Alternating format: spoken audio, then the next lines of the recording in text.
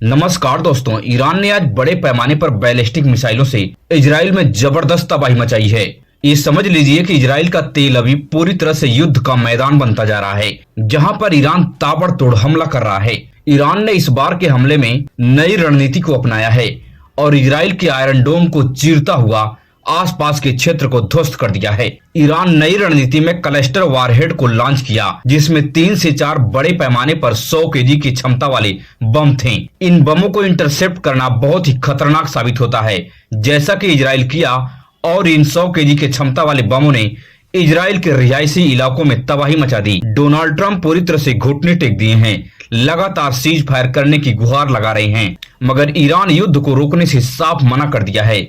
Iran का साफ कहना है कि जो नुकसान ईरान का हुआ है उसकी भरपाई किए बिना हम युद्ध खत्म नहीं करने वाले हैं। ईरान का इरादा साफ है, युद्ध तो अभी हम लड़ना शुरू किए हैं। अभी तक तो हम अपने पुरानी मिसाइलों का प्रयोग कर रहे थे, अब नए जमाने के खतरनाक मिसाइलों से हम हमला करेंगे और बेंजामिन नेतन्याहू को बिना खत्म किए हम युद्ध किसी भी कीमत में खत्म करने वाले नहीं हैं। इस युद्ध को रोकने के लिए पूरी दुनिया एकजुट हो रही है, मगर इजराइल ईरान में परमाणु बम बनाने वाले वैज्ञानिकों को चुन चुन कर खत्म कर रहा है।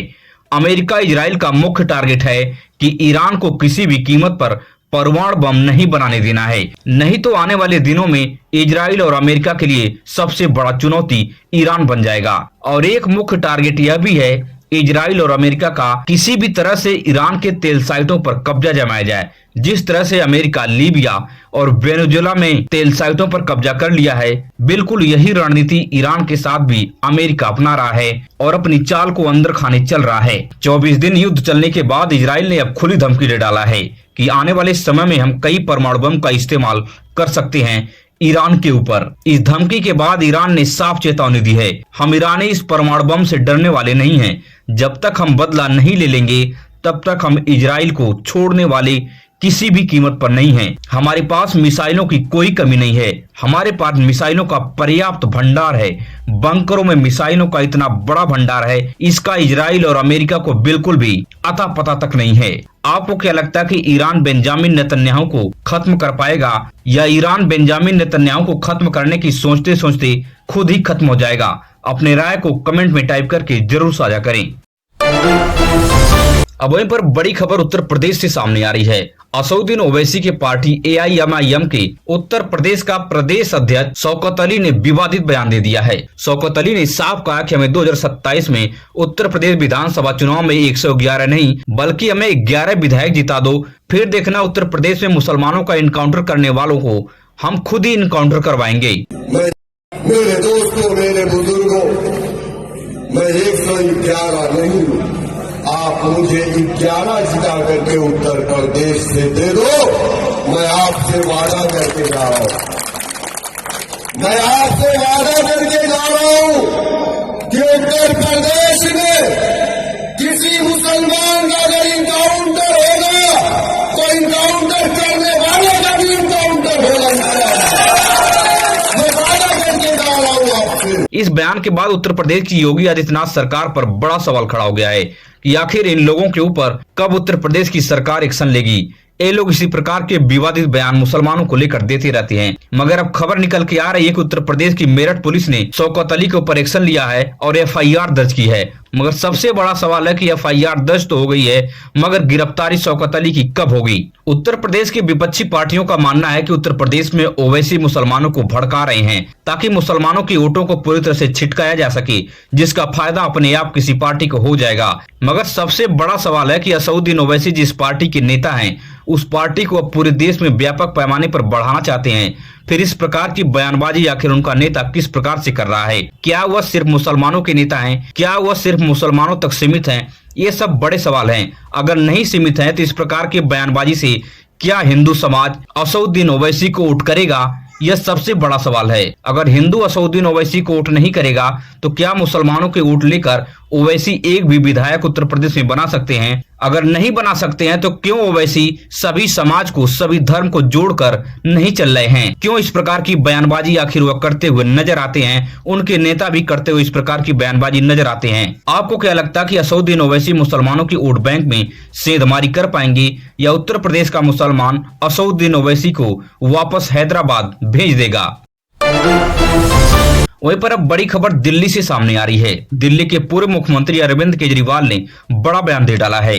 इस बयान के बाद भारतीय जनता पार्टी के पैरों तले जमीन खिसक गई है। केजरीवाल ने कहा कि प्रधानमंत्री मोदी अब 2026 पूरा नहीं कर पाएंगे। मोदी और अमित शाह को जाने का समय आ गया है।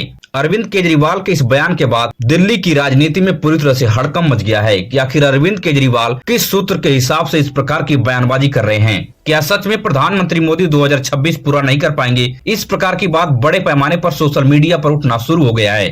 मोदी जी 2026 पूरा नहीं करेंगे प्रधानमंत्री के तौर पर। मोदी जी और अमित शाह जी जाने वाले हैं। उनका साम्राज्य खत्म होने वाला है।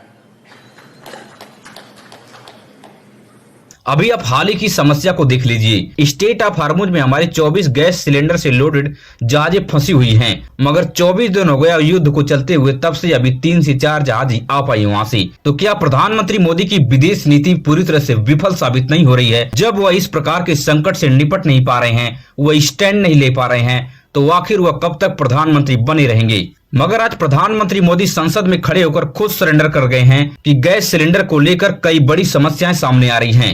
हम देख रहे हैं कि इस युद्ध को लेकर पल पल में हालात बदल रहे हैं। इसलिए मैं देशवासियों से भी कहूंगा कि हमें हर चुनौती के लिए तैयार रहना ही होगा। इस युद्ध के दुष्प्रभाव लंबे समय तक रहने की प्रबल आशंका है।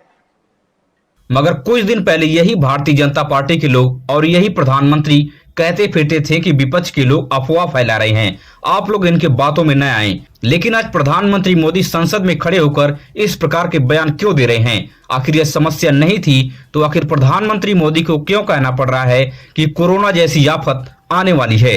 राहुल गांधी ने भी इस समस्या को लेकर बड़ा बयान दिया है। राहुल गांधी ने कहा कि प्रधानमंत्री मोदी युद्ध को चल 24 दिन हो गए, मगर आज प्रधानमंत्री मोदी की नींद खुली है और इस प्रकार की बयानबाजी कर रहे हैं और आनंद फानन में ऑल इंडिया पार्टी की मीटिंग बुलाई है। देखिए, ठीक है, ऑल पार्टी मीटिंग बुलाई है, डिबेट होना चाहिए, बट आपने स्ट्रक्चरल गलती कर दी है। आपने पूरा ढांचा उड़ा दिया है। ठीक है, अब उसको आप ठीक नहीं कर सकते। उसको ठीक करने में बहुत टाइम लगेगा और प्राइम मिनिस्टर मोदी तो कर ही नहीं सकते। मैं आपको लिख के दे रहा हूँ, प्राइम मिनिस्टर मोदी जो अमेरिका कहेगा और जो इजराइल कहेगा वो प्राइम मिनिस्टर मोदी करेंगे। आपको क्या लगता है कि अरविंद केजरीवाल का बयान सच साबित होगा या बस इस बयान को एक राजनीतिक बयान माना जाए? अपनी राय को कमेंट बॉक्स में साझा जरूर करें। अगर आप भी देश और दुनिया से बड़ी खबरें देखने में दिलचस्पी रखते हैं तो हमारे इस चैनल को सब्सक्राइब कीजिए, वीडियो अपने दोस्तों और रिश्तेदारों तक शेयर कीजिए। मिलेंगे इस तरह से नई वीडियो में नई सूचना के साथ। धन्यवाद।